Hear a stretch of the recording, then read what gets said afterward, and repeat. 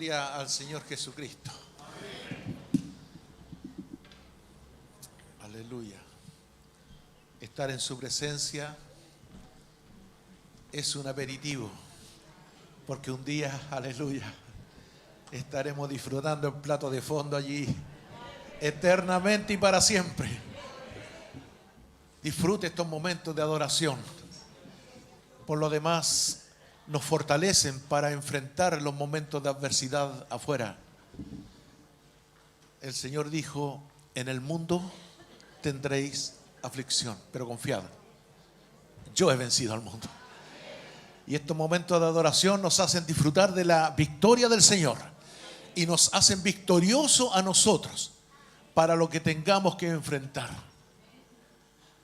Aleluya. Muchas veces nosotros nos enfocamos mal en nuestras peticiones propiamente tal, porque siempre estamos pidiendo que Dios nos bendiga, sin entender que Él ya nos bendijo con toda bendición espiritual.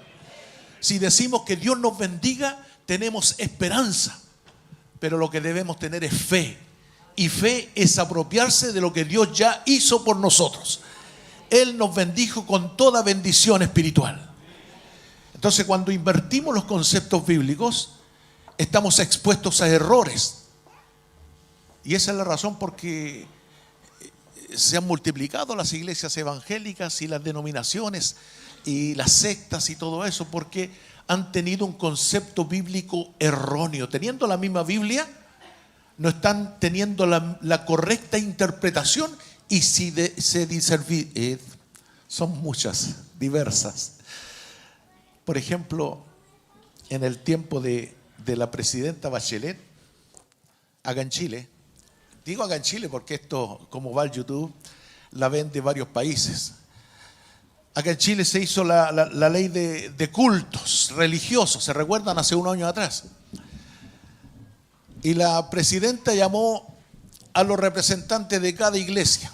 Y llegó el representante católico, y llegó el representante de los mormones, y llegó el representante de los testigos, y llegó el representante de los adventistas. Y la presidenta Bachelet dijo, y el representante de los evangélicos. Y sabes, se peleaban porque eran más de 3.000 corporaciones evangélicas en Chile, que cada uno quería tener su propia representación. Entonces yo digo, si tienen la misma Biblia, tenemos el mismo Dios, tenemos al mismo Señor, tenemos el mismo Espíritu, ¿por qué somos tan diversos? Claro, y analizando, cada uno tiene su propia creencia, cada uno tiene su propia doctrina, cada uno tiene su propia interpretación. Y a veces nosotros incurrimos en esto, cuando tenemos interpretaciones erróneas o incorrectas. Entonces cometemos errores incluso en nuestro cantar o en nuestras oraciones, en nuestras peticiones. Estamos pidiendo que Dios nos bendiga como que eso es futuro, como que eso es esperanza, sin entender que Dios ya nos bendijo. Fe es la certeza, fe es la convicción de lo que no se ve. ¿Y qué es lo que no se ve? ¿Qué es lo que todavía no recibimos? Lo que Dios ya dijo que era nuestro. Porque la fe es por el oír, y el oír es por la palabra de Dios. Por lo cual nosotros debemos estar atentos a lo que Dios ya dijo y ya hizo, para que nosotros nos apropiemos de ello. Eso es vivir por fe. Eso es vivir por fe. Me recuerdo al profeta Habacuc, cuando él oraba y discutía y le reclamaba a Dios en su oración, y le decía: ¿hasta cuándo, Señor? ¿Hasta cuándo vas a permitir que el injusto prevalezca sobre los justos? Que los empresarios se empoderen de los trabajadores, que los ricos se empoderen sobre los pobres. ¿Hasta cuándo, Señor? ¿Hasta cuándo vas a permitir que la corrupción esté en este mundo? ¿Hasta cuándo? Le reclamaba. La sociedad de él era muy parecida a la nuestra, muy similar a la nuestra. Había corrupción, había colusión, había pecado en la sociedad. Y Habacuc le reclamaba: ¿hasta cuándo? ¿Sabe? Dios le respondió y le dijo: ni te imaginas, Habacuc, lo que yo voy a hacer ahora en este momento y en este tiempo y en esta sociedad. Porque voy a traer un juicio sobre toda la nación y voy a levantar a los enemigos para que le invadan y le lleven cautivo. Y voy a traer una tragedia y un desastre sobre la nación a causa de su rebeldía. Y Habacuc tuvo miedo. Y dijo, Señor, y si va a pasar esto, ¿qué ha de hacer el justo? Y Dios le dice, el justo por su fe vivirá. El justo por su fe vivirá. No por su esperanza, por su fe vivirá. Entonces cuando Habacuc entendió el proceder de Dios, se levantó de la oración. La situación no había cambiado. Seguía habiendo tragedia y desastre a su alrededor. Pero se levantó y dijo, aunque la higuera no florezca, ni en las vides haya fruto, aunque el ganado no dé el mantenimiento, con todo, yo me alegraré en Jehová, el Dios de mi salvación. Aleluya. ¿Por qué? Porque ya oí lo que va a hacer Él, ya oí su voz. La fe viene por el oír y el oír es por la palabra de Dios. Entonces en un momento de angustia, en un momento de aflicción, usted no se desespere pidiéndole a Dios que le bendiga, no. Aleluya. Desespérese por oír la voz de Dios. Señor, ¿qué vas a hacer en este momento, en esta situación? Para que se levante como Habacuc y diga, aunque la higuera no florezca, aunque mis problemas me rodeen, aleluya, con todo, yo me alegraré en Jehová, el Dios de mi salvación. Eso es fe. Y la iglesia tiene que vivir por fe, no por esperanza, por fe, por fe. Aleluya. ¿Y sabe cuál es el peor enemigo de la fe? La incredulidad. La incredulidad. Porque la incredulidad le lleva a la desobediencia. Y la desobediencia es pecado. Cuando Adán estaba allí en el huerto del Edén, Dios le habló. Y Satanás, el diablo, le habló. Y él prefirió creer a la voz del diablo que creer a la voz de Dios. Y obedeció al diablo. Desobedeció a Dios. Porque él no quiso creer a la voz de Dios. La incredulidad le llevó a la desobediencia. Y ese es el problema de la iglesia en el día de hoy y a través de los tiempos. Que Dios le habla. Pero la iglesia prefiere, o el hombre prefiere, estoy hablando de la humanidad en general, prefiere creer lo que ve y lo toca, como Tomás, si no lo toco, no lo creo. ¿Sabe? Hay religiones que prefieren tocar el manto sagrado en vez de creerle a Dios. Hay iglesias evangélicas que prefieren irse de espalda que andar en el Espíritu. ¿Por qué? Porque lo palpan, porque lo ven, porque lo sienten. Son personas sensoriales. Viven a través de los sentidos. Pero nosotros debemos ser personas de fe. Aleluya. Cuando leemos el libro de los Hebreos, nos damos cuenta que estos hombres, los de la galería de la fe, por la fe conquistaron reinos. Por la fe cerraron bocas de leones. Por la fe fueron victoriosos. Por la fe Moisés dejó el palacio como viendo a lo invisible. Como viendo al invisible. Entonces ellos no vivieron preocupados de las circunstancias, sino que pusieron la vista en el autor y consumador de nuestra fe. Hay una gran diferencia entre vivir por sensaciones, por experiencias, por eventos, incluso dentro de los ministros. Generalmente se hacen eventos y mientras más masivos el evento, mientras más gente concurre a un evento, se sienten más victoriosos ellos. Yo tengo una congregación de 500, no, la mía es de 1000. Yo tengo una de 3000 y como que eso agranda su corazón. ¿Saben? No depende del evento ni de la cantidad. El resultado de un ministerio depende de cuánta gente forme en Cristo. Pablo había abierto muchas iglesias, pero en su corazón tenía el anhelo y lloraba le decía a los Gálatas, hasta que Cristo sea formado en vosotros. O sea, ¿a cuántas personas o en cuántas personas yo estoy formando a Cristo?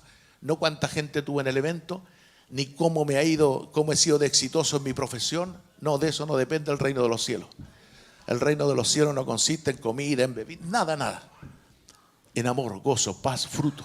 El fruto del Espíritu, el carácter de Cristo formado en el hombre. Entonces, todo esto es el resultado de cómo nosotros percibimos la voz de Dios, cómo nosotros reaccionamos a la voz de Dios, cómo nosotros distinguimos la voz de Dios.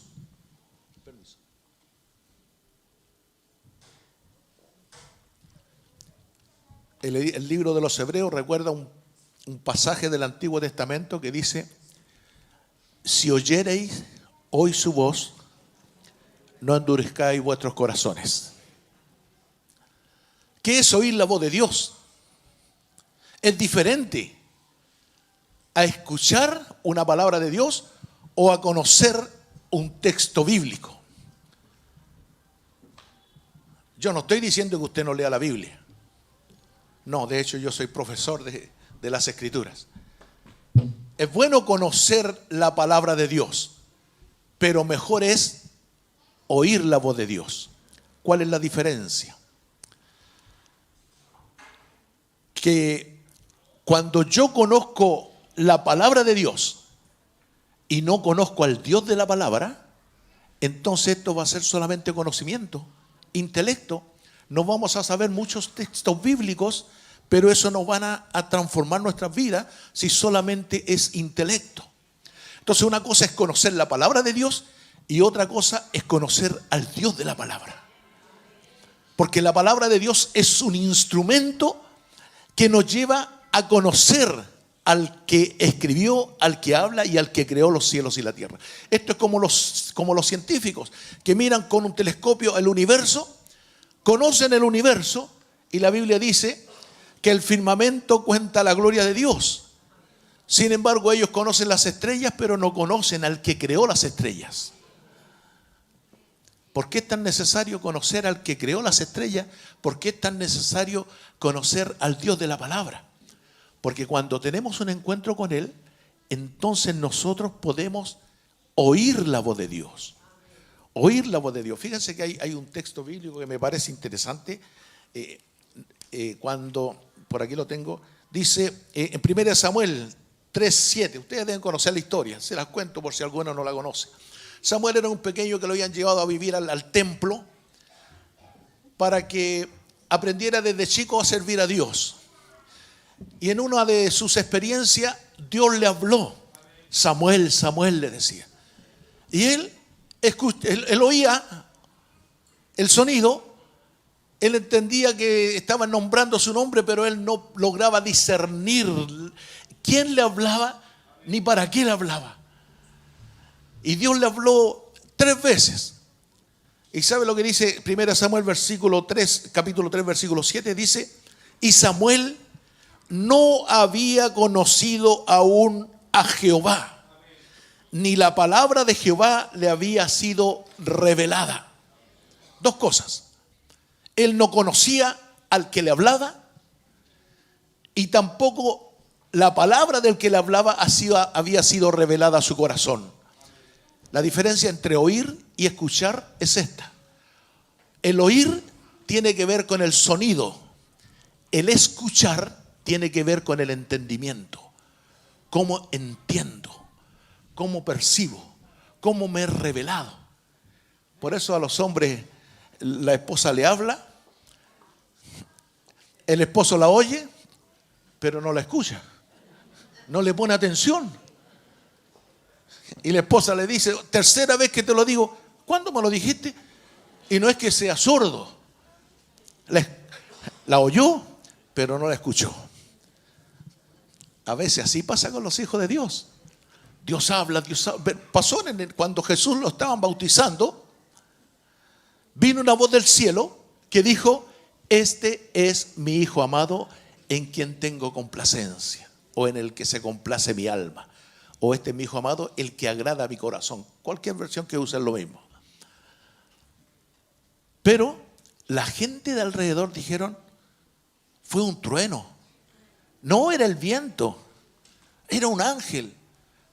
Escucharon el ruido, pero no le fue revelada la palabra de Dios a ellos. Y a veces pasa eso. Muchas veces los predicadores hacen un gran esfuerzo por explicar un texto bíblico, pero muchos salen como entraron, no son transformados por la palabra. Y la Biblia dice que es la palabra la que transforma el alma, pero es la palabra revelada al corazón, al espíritu, no al oído, no al sentimiento, no a las emociones. Es revelada al espíritu. Entonces ahí está la diferencia entre oír y escuchar. Samuel no había conocido a Dios y no le había sido revelada la palabra.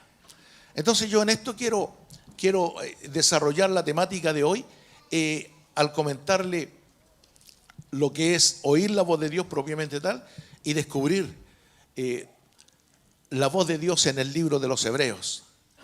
Allí yo les voy a pedir que ustedes busquen en el libro de los Hebreos, capítulo número 1. Vamos a leer desde el versículo 1 al 3 para tener el contexto.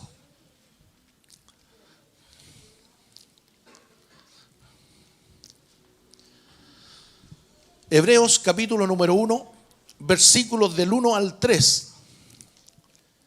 Dice así: Dios, habiendo hablado muchas veces y de muchas maneras en otro tiempo a los padres por los profetas, en estos postreros días nos ha hablado por el Hijo, a quien constituyó heredero de todo y por quien asimismo hizo el universo, el cual, siendo el resplandor de su gloria y la imagen misma de su sustancia, y quien sustenta todas las cosas por la palabra de su poder, habiendo efectuado la purificación de nuestros pecados por medio de sí mismo, se sentó a la diestra de la majestad en las alturas.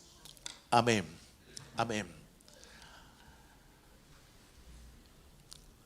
Esta carta de los Hebreos es una carta que si tuviéramos que explicarla, necesitaríamos quizás un año para llegar a entender el sentido de cada frase, de cada palabra que está revelándole a estos hebreos. El escritor se da el trabajo, era un experto en las escrituras y en la revelación de Jesucristo. El autor de esta carta hasta ahora es desconocido. Algunos piensan que fue Pablo. Yo personalmente pienso que fue Apolos. Es mi percepción.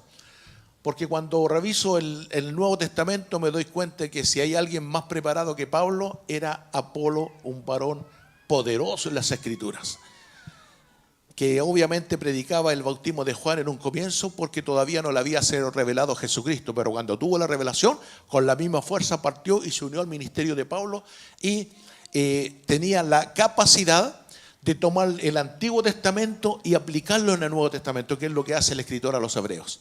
Pero cualquiera haya sido el autor, la carta tiene un propósito, que es predicarle a estos judíos cristianos que no volvieran atrás.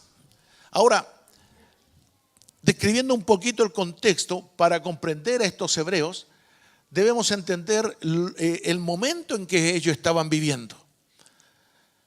Los hebreos, que menciona acá la carta, era un grupo de cristianos judíos, o judíos que se habían convertido a Cristo, judíos que habían abandonado la religión judía, israelitas que habían abandonado la religión judía para abrazar la fe de Jesucristo. Pero el momento en que estaban viviendo era un momento bastante difícil, y más que un momento era una temporada, porque el evento que se dio en esa oportunidad fue que la conocida guerra judeo-romana, o también conocida como la Gran Revuelta, que era una guerra en que los romanos comenzaron a esclavizar a los judíos. Y esto no partió de la noche a la mañana, sino que había comenzado hacía 167 años antes, que fue creciendo la opresión sobre el pueblo judío hasta que reventó con la gran revuelta. Y esto ocurrió también durante el tiempo de Jesucristo. Por eso los romanos eran los alguaciles que llevaban y tomaban preso y todo lo que se dio en el Nuevo Testamento. Pero si bien es cierto, había partido hacia 167 años atrás, la guerra propiamente tal o la gran revuelta duró 7 años y comenzó por ahí por el año 66 hasta el año 73 después de Cristo, después de la muerte de Cristo. 66 años después de la muerte comenzó la gran revuelta. Es cuando el pueblo judío quería liberarse, pero los romanos pidieron o quisieron empoderarse de ellos de tal manera que le esclavizaron, le mataron. En ese tiempo, según los historiadores, murieron cerca de 100.000 judíos. Entonces, desde el año 66 al 73 se dio esto y un momento culminante fue el año 70 cuando bajo la dirección del emperador Tito, la ciudad fue arrasada y fue destruida y fue destruido el templo. El templo fue destruido y Jesús ya lo había profetizado. Cuando Jesús pasaba con los discípulos por el lado del templo, los discípulos le dijeron: Señor, mira, qué maravilla de templo. Jesús miró y les dijo: les aseguro que no quedará piedra sobre piedra, sino que todo será derribado. Y ellos dijeron: Señor, dinos cuándo serán estas cosas, qué señal habrá de tu venida y cuáles serán las señales del fin del siglo. Y ya esa es una temática escatológica, pero me quiero referir al evento mismo de la gran revuelta. Jesús lo había profetizado y el emperador Tito logró arrasar, destruir la ciudad, matar a muchos y a otros esclavizarlos, a los judíos. Entonces, ese era el momento que estaban viviendo estos hebreos, que eran judíos cristianos. De tal manera que, pongámonos en sus sandalias, en sus zapatos, ¿cómo habrán sufrido ellos y cómo habrá sido desestabilizada su fe? Cuando nosotros a veces dudamos porque estamos un poquito resfriados y parece que el Señor no está conmigo, o sea, a la primera estamos dudando. Imagínense cuando son perseguidos, cuando son esclavizados y cuando son muertos. ¿Cuál era la esperanza que ellos tenían? Que Jesucristo iba a volver. Ellos comenzaron a hacer iglesia con la esperanza de que Cristo volvía, porque en el Pentecostés, ¿se recuerdan? En el ascenso de Jesucristo, Jesús les dijo que iban a ser investidos de poder y luego Él fue levantado al cielo y los 2 varones que se pusieron al lado de ellos le dijeron: ese Cristo que ustedes han visto irse al cielo, un día va a volver. Entonces ellos, animados, comenzaron a vender las posesiones que tenían, las casas, todo, porque Cristo viene. Porque Cristo viene y la iglesia de Jerusalén quedó pobre. Porque no supieron interpretar una profecía, quedaron pobres. Y después la iglesia de Antioquía tuvo que socorrerle con ofrendas, porque habían administrado mal sus bienes. Entonces, nació así la iglesia y tenían la esperanza de que Cristo volviera. Pero no había pasado una semana, ni un mes, ni un año, ni 10 años, sino 70 años viviendo con una esperanza. Con la esperanza no se vive, se tiene que vivir por la fe. Son 2 cosas diferentes, porque la fe le hace apropiar de lo que ya está realizado, de lo que ya está hecho. La esperanza es solamente un sueño y vamos a morir teniendo esperanza, pero vamos a vivir teniendo fe. Esa es la gran diferencia. Y ellos, obviamente, en su fe habían sido debilitados. ¿Por qué? Porque tenían puesta por delante la esperanza, que Cristo viene y se demoró. Y eso yo lo he escuchado desde que me convertí. Yo me convertí aproximadamente casi 40 años. ¿Cuánto? 38 años por ahí. ¿37? 47 años. Él ya la cuenta mejor que yo. Hace 47 años que conozco al Señor y desde entonces, me estaba quitando la edad, puede ser. Hace 47 años que yo estoy escuchando que Cristo viene, que Cristo viene. Y he escuchado a pastores que dicen: en los dedos de mi mano hay más dedos que años que faltan para que Cristo venga. O sea, ellos estaban diciendo en menos de 5 años Cristo viene y le han puesto fecha. Y sabe, han pasado 47 años y sigo con la misma profecía. Pero es que mi esperanza no es que Cristo venga. Mi realidad es que Cristo vive en mí. Aleluya. Si vivimos para el Señor, vivimos. Y si morimos para el Señor, morimos. Sea que vivamos, sea que muramos, somos del Señor. Eso es vivir por fe. Eso es tener certeza, eso es tener convicción. No importa las circunstancias que nos rodeen. Muchas veces las circunstancias que nos rodean son difíciles por nuestras malas decisiones. Recuerde que cada decisión tiene una consecuencia. Por ejemplo, si yo me endeudo y después no puedo pagar y después me embargan, eso no es castigo de Dios. Eso es una mala administración mía. Yo soy el responsable de administrar mi propia vida. La iglesia de Jerusalén quedó pobre y no era responsabilidad de Dios. Fue responsabilidad de ellos que vendieron todo y lo repartieron. Nosotros estamos llamados a dar, pero de lo que tenemos, no vamos a dar de nuestro capital. Una empresa, por ejemplo, puede dar de sus utilidades, pero no puede estar regalando sus muebles, sus teléfonos, porque se va a acabar la empresa. Entonces es una cuestión de criterio en cuanto a la administración. Bueno, pero en el caso de esta iglesia, estaba sufriendo la adversidad porque ellos no habían entendido perfectamente la fe. Entonces, como la fe de ellos estaba siendo debilitada, comenzaron a decir, estábamos mejor con la ley. Nosotros sabíamos, cuando íbamos al templo, conocíamos allí el altar, veíamos al sacerdote, lo podíamos tocar, porque para el hombre, lejos de Dios, es más fácil palpar, ver, tocar, que creer. Y ese es el propósito específico de la carta de los Hebreos. La carta de los Hebreos fue para que ellos perseveraran en la fe. Para que ellos perseveraran en la fe. Y el capítulo emblemático de la carta de los Hebreos es el capítulo 11, cuando dice, es pues la fe, la certeza de lo que se espera y la convicción de lo que no se ve. Y comienza a ponerle ejemplos. Por eso el escritor de los Hebreos se enfoca tanto en hacerle ver que Jesús es superior a Moisés, que la gracia es mejor que la ley, que Jesús es mejor y superior incluso a los ángeles. Y comienza diciendo, Dios habiendo hablado muchas veces y de tantas maneras a los padres a través de los profetas, en este tiempo nos ha hablado a través o por medio de su Hijo Jesucristo. Entonces, como dije al principio, muchas veces nosotros nos cuesta entender la voz de Dios, interpretarla, conocer la voz de Dios. ¿Sabe? Uno de los pasajes que a mí me encanta en el diálogo que Jesús tuvo con sus discípulos es este que le dice, ya no les llamaré siervos, sino que les he llamado amigos. ¿Cuál es la diferencia? Es que el siervo no sabe lo que hace su Señor. El amigo sí. Por ejemplo, Abraham era amigo de Dios, ¿verdad? Y así se le llama en la Biblia. Y cuando Dios iba a destruir a Sodoma, a Gomorra, Dios no lo hizo, sino antes se lo comentó a su amigo. ¿Sabe, Abraham? Voy a destruir esas ciudades.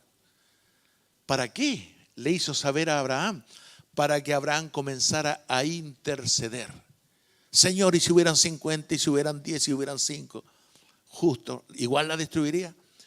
Entonces, en esa intercesión logró Abraham salvar a Lot y a su familia. Aún así la mujer se perdió, pero eso es tener amistad con Dios, oír la voz de Dios, conocer los planes de Dios. Y a veces nosotros decimos, me gustaría que Dios me hablara. Me gustaría que Dios le está hablando cada día. Usted no logra discernir, percibir, entender, interpretar la voz de Dios. ¿Por qué? Porque todo se cuestiona. Y allí hay voces ajenas que vienen a nuestra mente. Ahí viene primero la incredulidad. La incredulidad, la duda. ¿Sabe? Satanás es experto en hacer dudar a los cristianos. con que Dios les dijo que no van a morir. Así le dijo a Eva. Dios le había dicho a ellos, a Adán y a Eva, el día que de este árbol coman van a morir. Y viene Satanás y enciende la duda. ¿Con que Dios les dijo? No, si no van a morir. Estaba bromeando el hombre acá. Y ellos prefirieron, en la duda, prefirieron obedecer la voz del diablo. Es experto en hacer duda, en hacer dudar a la gente. Fíjense que también lo intentó con Jesucristo. ¿Sabe? Cuando Juan el Bautista bautizó a Jesucristo, se escuchó una voz del cielo que dijo: este es mi Hijo amado. Jesús lo escuchó, tenía la confirmación, y Jesús mantuvo esa palabra en su corazón. Y durante toda la vida el diablo le quiso hacer dudar. Si eres hijo de Dios, dile a estas piedras que se conviertan en pan. Solamente si eres hijo de Dios. Si eres hijo de Dios, tírate. No te va a pasar nada porque Él va a enviar a tus ángeles. Si es que eres hijo de Dios, ¿verdad? Y cuando iba camino a la cruz, le golpearon, le escupieron, le golpeaban por la espalda y le decían: si eres hijo de Dios, dinos, ¿quién te golpeó? Y cuando estaba en la cruz: si eres hijo de Dios, bájate. Porque él, Satanás, pretendió hacer dudar una palabra que Jesucristo había recibido del Padre. Este es mi Hijo amado. Y Jesús jamás cedió a esa incredulidad, porque Él prefirió creerle a Dios. Creerle a Dios es mejor que dudar de Dios, porque Dios no miente. Dios es veraz. Lo que Dios dice, lo cumple. Otro evento, por ejemplo, cuando David estaba, cuando el ejército de Israel estaba en guerra con los filisteos, los separaba un valle, había una meseta y otra meseta, o cerro, monte, como quiera llamarle. El ejército estaba acá y al otro lado estaba el ejército enemigo, y dentro del ejército enemigo había un grandulón, un gigante, Goliat, y les decía y les gritaba al ejército de Israel: los voy a destruir, los voy a pisar como gusano, los voy a moler. ¿Y sabe lo que pasó? El ejército de Israel comenzó a tener miedo. Y llegó David, un niño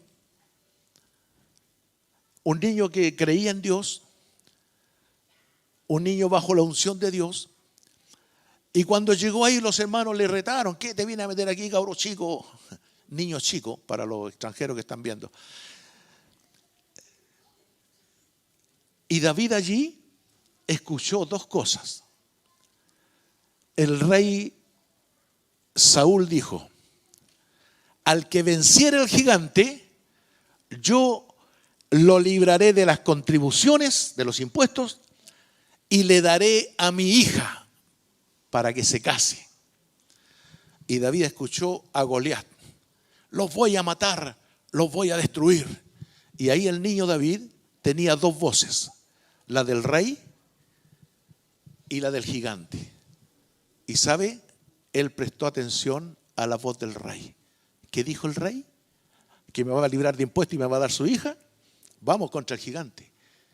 La historia es conocida. El niño le ganó al gigante porque confió y prefirió creerle a una palabra del rey.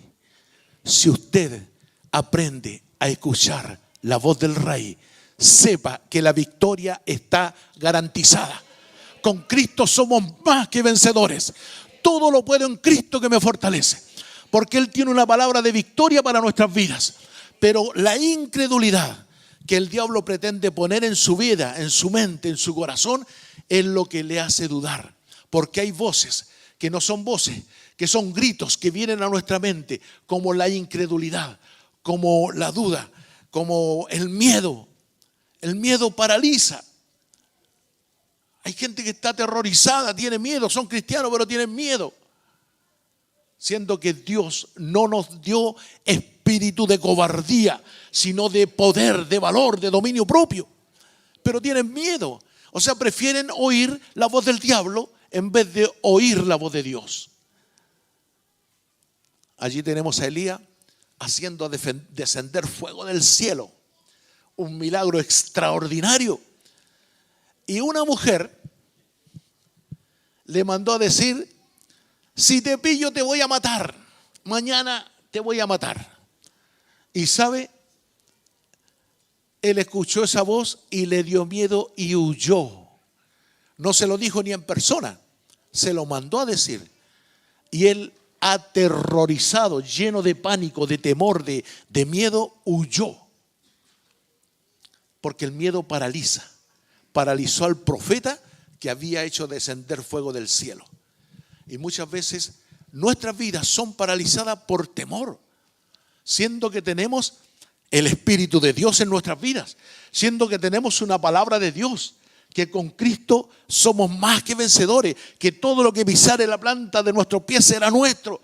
Hay promesas maravillosas en la palabra, pero nosotros la tenemos acá en el intelecto. Yo estoy seguro que usted el texto se lo sabe, pero no lo vive, porque lo tiene en su intelecto, pero no lo tiene en su espíritu. Y cuando la palabra llega al espíritu, entonces produce fruto, cual a 100, cual a 60, cual a 30 por uno. Buena tierra. Allí está la buena tierra de la parábola de Jesucristo. Entonces, hay otras voces que gritan más fuerte que la voz de Dios. El victicismo. ¿Usted sabe lo que es el victicismo? Cuando uno dice: Dios bendice a otro y a mí no. A otro les va bien y a mí me va mal. Nos hacemos la víctima. O como dicen los humoristas, la víctima. Y Dios no hace excepción de personas. Así como bendice a otro, también quiere bendecirle a ustedes. Pero nosotros no podemos caer en ese victicismo. Otra voz fuerte que grita en nuestra vida es el complejo. Hay mucha gente acomplejada. Yo no sé hacer nada, yo no sirvo para nada, no sé para qué estoy aquí. Sí. Mire, usted es especial tesoro de Dios. Usted es la niña de los ojos de Dios. Usted tiene en su ser un tesoro glorioso, que es la presencia de Dios. Usted vale tanto que Cristo murió por usted. Pero nosotros a veces decimos: no, yo no sirvo para nada, soy un gusano. No. Es que así lloran muchos cristianos. No, nosotros somos hijos del Rey. Aleluya. Nosotros vamos a venir a juzgar a las naciones. No somos cualquier cosa. Cristo nos compró por sangre, o sea, valemos, tenemos nuestro precio es alto. Pero la voz del complejo a veces grita más fuerte en nosotros, ¿verdad? O a veces la voz de la condenación. Nos sentimos tan mal porque en alguna oportunidad le fallamos al Señor. Y no, yo no soy digno de ser usado por el Señor porque le fallé. Y ahí viene una voz de culpa. Y ahí viene una voz de condenación. Pero debo creer a lo que la palabra de Dios dice. Ninguna condenación hay para los que están en Cristo Jesús. Por lo tanto, esa voz acusadora tenemos que reprenderla y creer a lo que la palabra de Dios dice. Y todo eso produce cegueras espirituales. A veces nosotros no vemos realidades. La ceguera de la ignorancia. Claro, porque sencillamente nos quedamos en el complejo y no nos queremos instruir acerca de lo que la palabra de Dios dice. La ceguera de la ignorancia. Dios reclama contra esto y dice: mi pueblo fue destruido por falta de conocimiento. Entonces, ¿el conocimiento es válido? Claro que es válido. Tenemos que adquirir conocimiento bíblico. De hecho, Romanos dice que no nos debemos conformar a este siglo, sino que debemos ser transformados por medio de la renovación de nuestro entendimiento, para que comprobemos cuál sea la buena voluntad de Dios, santa, agradable y perfecta. Entonces, el conocimiento es válido. Y en el conocimiento, la oración para que esa palabra ahora sea revelada a nuestro espíritu. Pero la ignorancia es una ceguera que viene sobre el pueblo de Dios. La otra ceguera es la necedad. La necedad es la falta de sabiduría. No es la falta de conocimiento, es la falta de sabiduría. ¿Saben ustedes, por ejemplo, que hay hombres muy exitosos en los negocios, que les va muy bien, son muy inteligentes, son capaces de hacer cálculos extraordinarios en su mente, pero toman decisiones necias, cometen el mismo error una y otra vez, actúan como necios a pesar de ser inteligentes, porque la necedad es falta de sabiduría. Y la Biblia dice que si alguno está falto de sabiduría, aleluya, ustedes se lo saben, pídalo a Dios, al cual se la dará abundantemente. Entonces, esas voces producen ceguera. Está la ceguera del hombre natural, por ejemplo. La Biblia dice que el hombre natural no percibe las cosas del Espíritu, porque se han de discernir espiritualmente. Entonces muchas veces nosotros estamos actuando como personas naturales y queremos cuestionar lo que Dios hace. Nos cuestionamos. Cuestionamos hasta los milagros, cuestionamos la profecía, cuestionamos el mover de Dios. Y nos paramos ahí en el culto y nos cruzamos de brazos a ver qué me va a hablar el pastor hoy día. Estamos con un ojo crítico, un ojo cuestionador. Y eso pasaba cuando Jesús hacía milagros. ¿Sabe? En una oportunidad Jesús estaba en una casa, la casa estaba llena, entraron un hombre por el techo para que Jesús lo sanara. Y la Biblia habla de varias personas. Entre ellos dice que los fariseos estaban cuestionando al Señor Jesús. ¿Y quién es este que dice que puede perdonar milagros? Van a puro cuestionar. ¿Para qué estaban entonces escuchando a Jesús si lo están cuestionando? Entonces, a veces el hombre natural no percibe las cosas que son del Espíritu de Dios. Otra ceguera que afecta esto es la obstinación. Usted debe saber lo que es la obstinación. Hay personas obstinadas, llevadas a su idea. Y a lo mejor a los papitos le ha pasado, le dicen al hijo, no lo haga, no lo haga, no lo haga. Y lo hace, pero de puro porfiado, de puro obstinado. Y después está reconociendo que el papito o la mamita tenía razón. Está lamentando su error, pero lo hizo de puro obstinado. Bueno, ese es el proceder en el sentido humano, pero lo que yo quiero hablarle en este día son las voces que hay en la carta de los Hebreos. Leímos al principio diciendo, Dios habiendo hablado muchas veces y de muchas maneras en otro tiempo a los padres por los profetas. Entonces ahí tenemos que la primera voz que encontramos en la carta de los Hebreos es la voz de Dios. Dice, Dios habiendo hablado muchas veces y de muchas maneras. Entonces cuando pensemos en Dios, no pensemos que solamente Él es capaz de abrir el mar, no solamente Él es capaz de hacer un milagro, no solamente Dios es capaz de hacer una sanidad, sino que debemos entender que Dios habla. Dios habla. Dios habla para dirigir nuestras vidas. Dios habla para que no cometamos errores. Dios habla para aconsejarnos. Dios habla. No es conocimiento.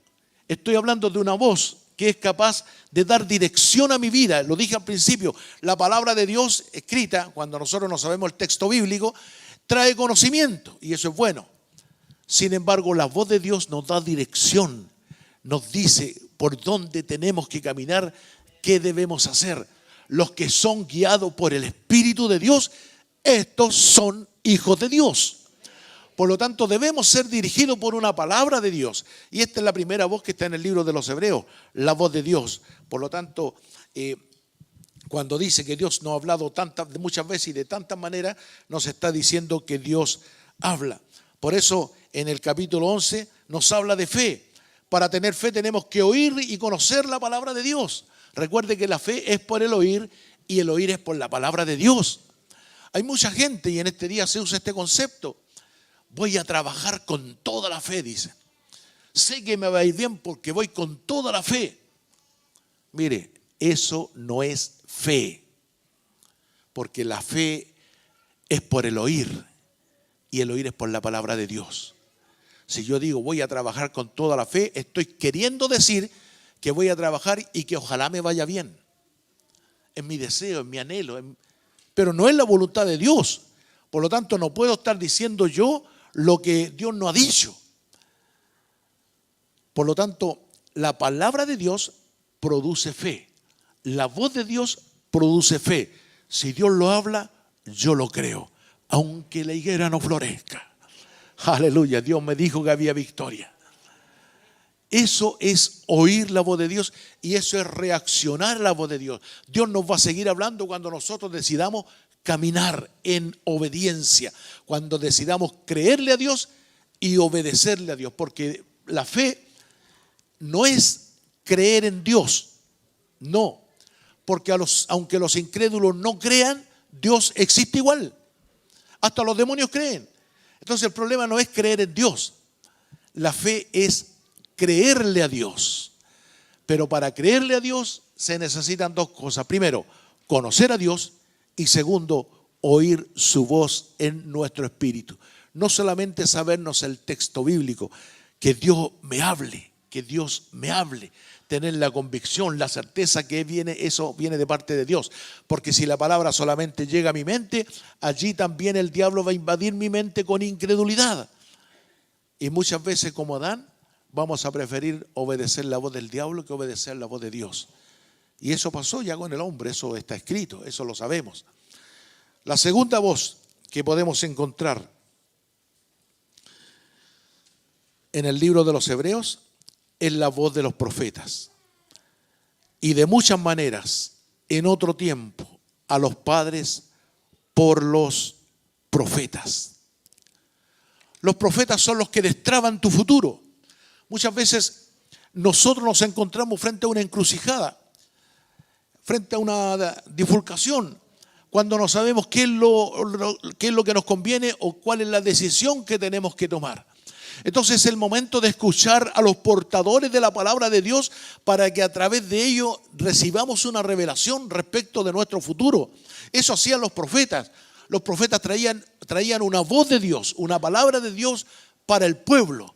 Y todo el portador de la palabra de Dios podemos considerarlo un profeta, porque el profeta es el que trae una palabra de Dios para el pueblo. Y la profecía no es solamente como la entendemos en este tiempo, que está advirtiendo eventos futuros. No, la profecía a veces habla de nuestro pasado, la profecía habla a veces de nuestro presente y también muchas veces abarca nuestro futuro. Por eso los profetas le decían al pueblo: esto hicieron, esto deben hacer para que ahora esto venga. Es decir, la profecía abarca todos los tiempos. La profecía viene de parte de Dios. Y en el Nuevo Testamento, cuando se habla de una palabra profética, para que podamos discernirla, entenderla y cuándo viene de Dios, la Biblia nos dice que la profecía sirve para edificar, para exhortar y para consolar. La edificación tiene que ver con el conocimiento. La exhortación tiene que ver con la motivación que le da la palabra. Y el consuelo es esa palabra que levanta su ánimo o su espíritu cuando usted está derrotado. Recordemos que el premio de consuelo se lo llevan los perdedores. El ganador es uno solo en una carrera, el ganador es uno solo. Y al segundo y al tercer lugar se le da un premio de consuelo. ¿Por qué? Porque fueron derrotados. Fueron derrotados. Y a veces nosotros llegamos derrotados a la casa del Señor y ahí necesitamos una palabra de Dios que consuele nuestras vidas, que nos vivifique, que nos vuelva a la vida y podamos nuevamente ponernos en camino para alcanzar la victoria. Esa es una palabra profética, eso es una palabra que viene de Dios. Y también la Biblia nos dice que aquí, que Dios, habiendo hablado muchas veces y de muchas maneras en otros tiempos a los padres por los profetas, en estos posteriores días nos ha hablado por medio de su Hijo Jesucristo. Es decir, la voz de los profetas también está presente. ¿Qué quiero decir con esto? Que muchas veces nosotros cuestionamos al portador de la palabra. Cuestionamos al portador del mensaje, sin entender que Dios lo eligió para que este mensaje fuera entregado a su vida a través del mensajero. Si honramos el mensaje, tenemos que honrar al mensajero. Si cuestionamos al mensajero, estamos cuestionando al que lo envió. Entonces debemos honrar a los profetas, a los pastores, a los maestros, a los predicadores, a los evangelistas, porque ellos están actuando en nombre de Dios. No están trayendo un mensaje propio, están trayendo un mensaje que viene de parte de Dios. La tercera voz que encontramos en el libro de los Hebreos es la voz del Hijo. En el versículo 2, en estos postreros días nos ha hablado por el Hijo. Mire, cuando la Biblia habla de Jesús, habla de salvación, porque Jesús significa Salvador, ¿verdad? Pero cuando la Biblia habla de Cristo, habla de unción, porque Cristo significa enviado o ungido. Pero cuando la Biblia habla del Hijo, habla de obediencia, de obediencia. Por lo tanto, Dios nos habla a través de su Hijo, que representa la obediencia. De hecho, la Biblia, cuando en Filipenses, hablando de Jesús, dice que Él no escatimó en ser igual a Dios como cosa a que aferrarse, sino que se despojó de todos esos atributos divinos, tomando forma de siervo y estando en la condición de hombre, se humilló hasta lo sumo, haciéndose obediente hasta la muerte y muerte de cruz. Por lo cual también Dios le exaltó hasta lo sumo y le dio un nombre que es sobre todo nombre, para que en el nombre de Jesucristo se doble toda rodilla de los que están en los cielos, de los que están en la tierra y de los que están debajo de la tierra, y toda lengua confiese que Jesucristo es el Señor, para gloria de Dios Padre. Entonces la obediencia a Él lo estableció como Señor, la obediencia. Entonces, cuando Dios nos ha hablado por medio de su Hijo Jesucristo, está queriéndonos decir que en la obediencia hay ganancia, que en la obediencia hay bendición, hay sanidad, hay milagro en la obediencia. En la obediencia. Recordemos que Jesús hizo muchos milagros. A diferencia de Juan el Bautista, que no había hecho ningún milagro, Jesús hizo muchos milagros, pero lo hizo solamente por la obediencia al Padre. Él no usó ningún atributo divino, se despojó a sí mismo. Él caminó como hombre, sin dejar de ser Dios, era 100% hombre y 100% Dios, solamente que no usó los atributos divinos. Y como hombre hizo muchos milagros. ¿Por qué Dios le respaldó en esos milagros? Porque Él era obediente. Después los milagros se multiplicaron con los apóstoles, pero el libro de los Hechos dice que los apóstoles ejercían su ministerio bajo el poder de la resurrección. Los milagros se multiplicaron porque Cristo había resucitado, pero cuando Cristo estaba allí caminando por las calles de Israel, por Jerusalén, por Betania, por todos esos lugares, Cristo todavía no resucitaba. Y los milagros ocurrieron solamente por obediencia. Entonces, cuando la Biblia nos habla por medio de su Hijo, está haciéndonos querer saber que quiere que nosotros también obedezcamos. Si Dios no escatimó ni a su propio Hijo, ¿cómo no nos dará con Él todas las cosas? Entonces, allí tenemos como la palabra de Dios en hebreo nos está diciendo que hay distintas voces. Está la voz de Dios, está la voz de los profetas, está la voz del Hijo.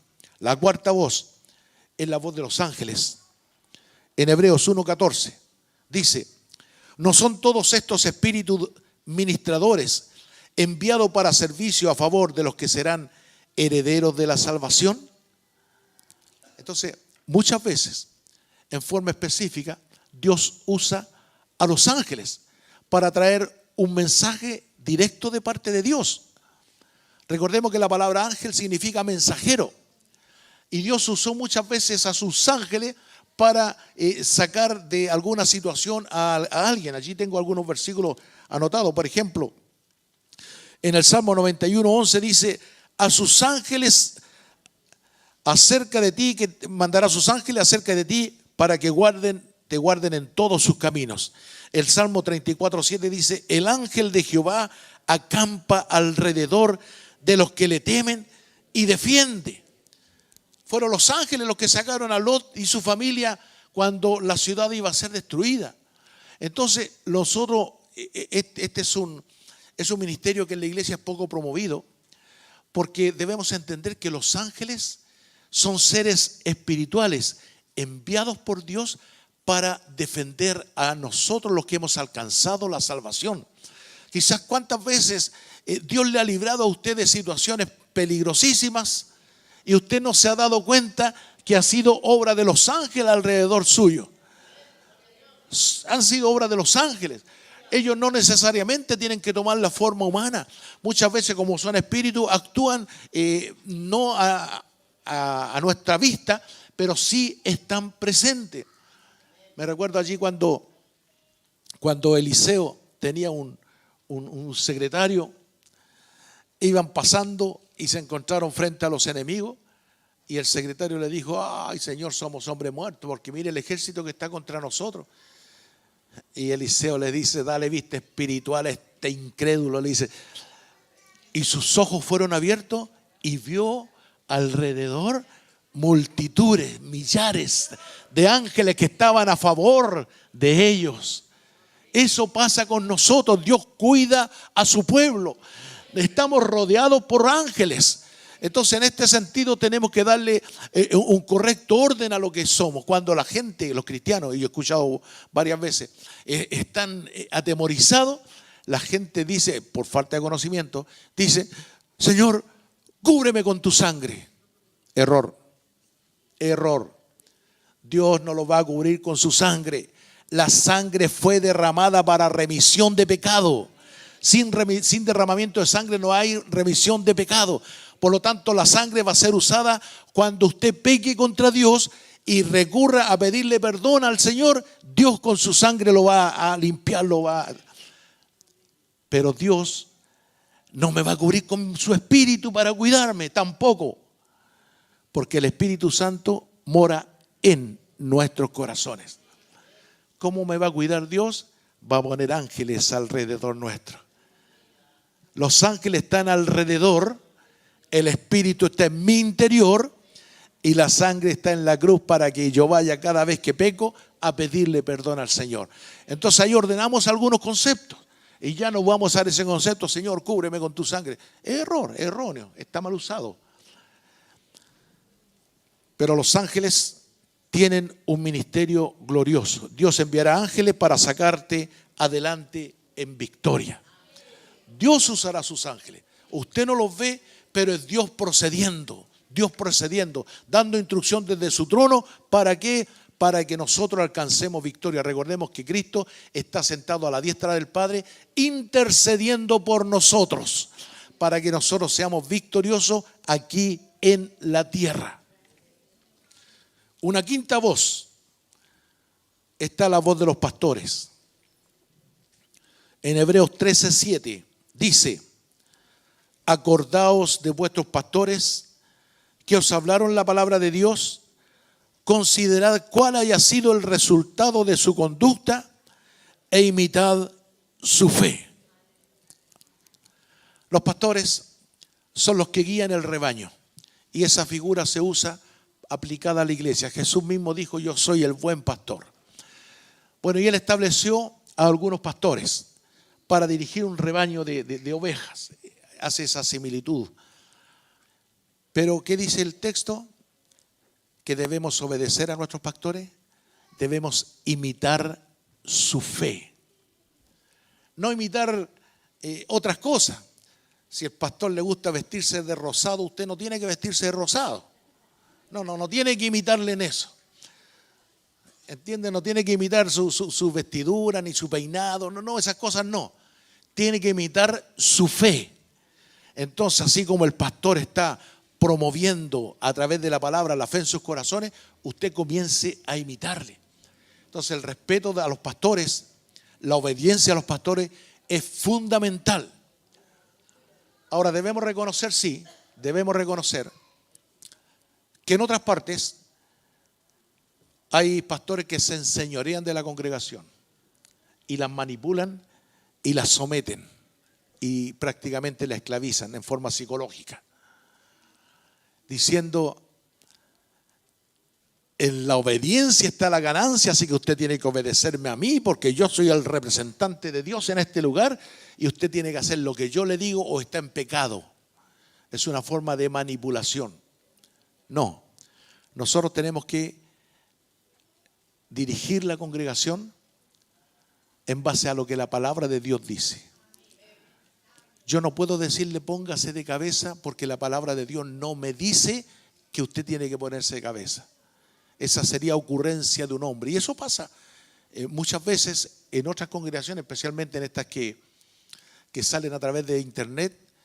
Gente que manipula porque hay intereses creados detrás de eso. Generalmente la codicia, el dinero, el amor al dinero y todo eso. Pero para eso usted tiene acá su pastor y tiene verdes pastos, en los cuales va a encontrar el refrigerio y el buen alimento.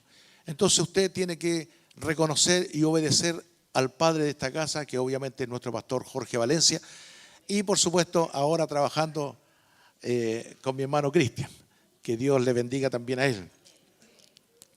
La voz de los pastores.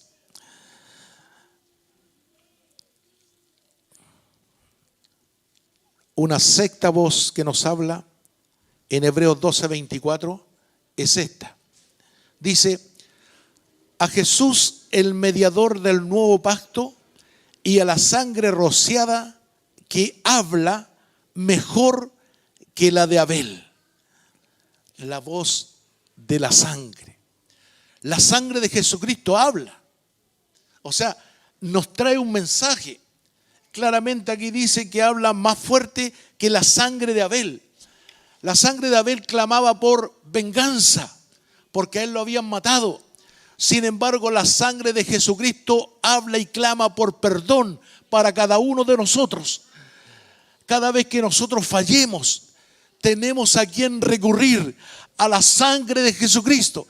La Biblia dice: hijitos, esto les escribo para que ustedes no pequen, pero si alguno hubiese pecado, abogado tenemos para con el Padre. Si confesamos nuestros pecados, Él es fiel y justo para perdonarnos y limpiarnos de toda maldad. Entonces la sangre de Jesucristo está hablando, está clamando por perdón, no solo para nuestras vidas, sino también para nuestra familia. Y usted inclúyala en su oración. Cuando esté orando por un hijo que está en rebeldía, cuando esté orando por un vecino que todavía no acepta a Jesucristo, póngalo en la presencia de Dios en la oración y dígale: Señor, tú derramaste tu sangre por esta persona, te ruego que toques también su corazón y le restaure, le levante, le salve. Recurra al sacrificio, a la sangre que Cristo hizo ahí en la cruz para perdón de pecados. La sangre de Cristo habla, claramente el texto lo dice, que habla más fuerte que la sangre de Abel. Entonces, así como Jesús cuando estaba en la cruz decía: Padre, perdónale, ¿no saben lo que hacen? Jesucristo sigue cantando la misma canción, sigue repitiendo la misma oración: Padre, perdónale, yo derramé mi sangre por él. La Biblia dice que Él intercede por nosotros. La Biblia dice que nosotros fuimos constituidos por Él en reyes y sacerdotes. Entonces, como sacerdotes, nosotros tenemos que ponernos de rodillas y decir: Señor, tú derramaste tu sangre por Él. Como sacerdote recurrimos a la sangre de Cristo. Pero como reyes nos ponemos de pie, empuñamos la mano y le decimos: Satanás, retrocede en el nombre de Jesucristo. Echamos fuera enfermedades, reprendemos demonios y hacemos retroceder la obra del diablo. ¿Por qué?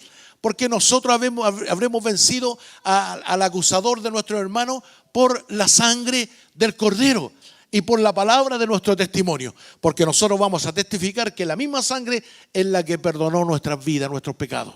Así que cuando venga el acusador a su mente y le haga tener un sentido de culpa, repréndalo sabiendo que Cristo ya le perdonó por el hecho de que usted confesó también sus pecados. La ofrenda habla, mire, Génesis 4:4, la Biblia dice que Dios no miró con agrado a Caín, pero sí lo hizo con Abel. Y en Malaquías 1 Dios manifiesta su desagrado porque el pueblo no trae lo mejor. Entonces lo que nosotros debemos entender, que la sangre no es solamente un elemento rojo, como dicen los científicos, sino que en la presencia de Dios, la sangre de Cristo nos garantiza victoria. La sangre de Cristo nos garantiza victoria. Entonces nosotros vamos a entender que la obra de Dios o el interés de parte de Dios para nuestras vidas está en primero en que nosotros le conozcamos. Segundo, en que nosotros aprendamos a oír la voz de Dios, a discernir la voz de Dios. Y tercero, que nosotros seamos capaces de obedecer la palabra de Dios para actuar en una forma correcta, para pedir en una forma correcta y para hablar en una forma correcta. A veces hay conceptos que nosotros mal usamos. Voy a la iglesia de Dios a buscar la presencia de Dios, decimos. Suena bonito, pero no, nosotros no vamos a la iglesia a buscar la presencia de Dios. La presencia de Dios está en nuestros corazones. Yo voy a la iglesia y formo el cuerpo de Cristo aquí en la iglesia para que nos edifiquemos mutuamente, para que nos estimulemos al amor, para que nos transmitamos algún don espiritual. Esto no se logra por Zoom, ni por Meet, ni a través de internet. Esto se logra en forma presencial. Usted puede estrechar, usted puede abrazar, nosotros podemos ungir, transmitimos dones espirituales en forma presencial. ¿Por qué? Porque estamos conformando el cuerpo de Cristo. Para esto venimos a la iglesia y para esto formamos la congregación de los santos. Para que Dios se manifieste. Mirad cuán bueno y cuán delicioso es cuando los hermanos están juntos y en armonía, porque allí envía Jehová bendición y vida eterna. Así que los amigos que están viendo allí a través de este video esta predicación, quiero decirles que es muy interesante que ustedes aprendan acerca de la palabra de Dios, pero más interesante va a ser cuando ustedes formen parte del cuerpo de Dios aquí en la iglesia en forma presencial. Busque una iglesia cerca de su casa y júntese con otros que también tienen la misma fe suya y allí adoren junto al que creó los cielos y la tierra, al que venció la muerte con poder. Porque el mismo Jesucristo, aleluya, que al principio se movía sobre la faz de las aguas, el mismo Jesucristo que se manifestó en una nube de gloria o en una columna de fuego en el desierto, el mismo Jesucristo que llamó a Lázaro de la tumba, es el Jesucristo que en este día te quiere bendecir. Aleluya, a través de su Espíritu Santo. Él quiere glorificarse a través de su iglesia. En esta misma hora quiere comenzar a hacer milagros. Aleluya, en su casa y también aquí en la congregación. Así que hermanos, póngase de pie si está queriendo recibir un milagro de parte de Dios. Póngase de pie y comencemos a adorar al que vive, al que reina, aleluya, al que tiene todo el poder, al que vive por los siglos de los siglos, al que estuvo muerto pero vive, resucitó, aleluya, aleluya. Te bendecimos, Señor, te glorificamos, te exaltamos, Padre eterno. Aleluya. Y ahora, Señor, yo ruego que sea tu Espíritu Santo visitando cada hogar a través de este video y visitando, Señor, cada corazón. Ahora, Señor, aviva tu obra en medio de este tiempo. Bendice, Señor, obra, sanidad, milagros, Señor. Aleluya. Trae una palabra profética, Señor amado. Aleluya, aleluya, aleluya. Oh, gloria a Cristo. Aleluya. Aleluya. Aleluya. Quiero decirle que el Señor está sanando en esta hora. Hay una persona que estuvo durante la semana con migraña, dolores de cabeza fuerte, punzadas fuerte en su sien. En esta hora el Señor le está sanando. En esta hora le está sanando. Aleluya, aleluya, aleluya. Gloria a Jesucristo, gloria a Jesucristo.